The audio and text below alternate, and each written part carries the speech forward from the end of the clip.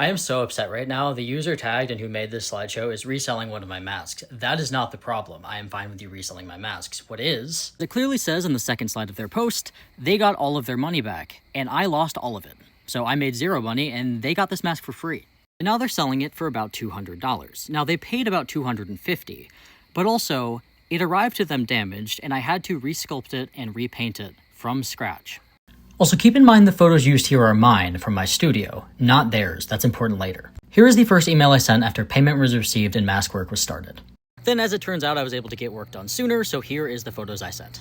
And here it is with the eyes and nose ring. Also featured removable eye mesh, which was one of the first of my masks to do so. So I get this response. The double email is in reference to another email they sent about a glasses modification, so irrelevant to this, but here is what they sent.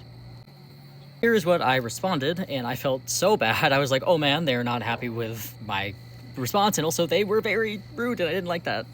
So here's where I finished the rest of my email, and this was their additional response, and then this one. Now again, up until this point, all of my masks were very stylized and cartoony, especially the horses that I had previously made.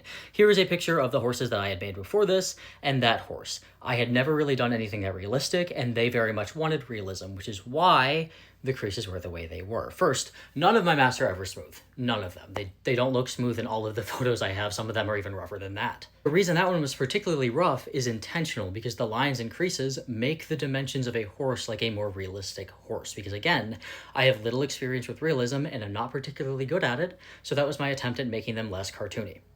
I don't know where you got the part about my other clients receiving more updates, because one, that is absolutely not true, and two, you don't know any of my other clients. That's weird. Here is my update. Here is the updated base. Fantastic. And here is the updated paintwork, which they say that's great. Then after another confirmation, they send this. So the mask arrived damaged. This is where it's important that they use the photos that I sent them. As you can see, very damaged. Which I was like, oh, of course. The one that I messed up already got messed up on delivery. Like, that has never happened. I have never, ever had a mask arrive damaged before this point. So I was like, oh my god. So here is what I sent. They can't ship it back. That's completely fine. Etsy can give them a refund. The reason I didn't implement one myself and said to do it through Etsy is because I actually could not afford to do one at the time. I was incredibly ill as I had a medical emergency the month prior, and I still have not been able to work consistently since. Again, that is my fault and that is not on the customer, of course. I should have been more responsible, but again, it was a out of nowhere emergency that I did not expect and still have not recovered from.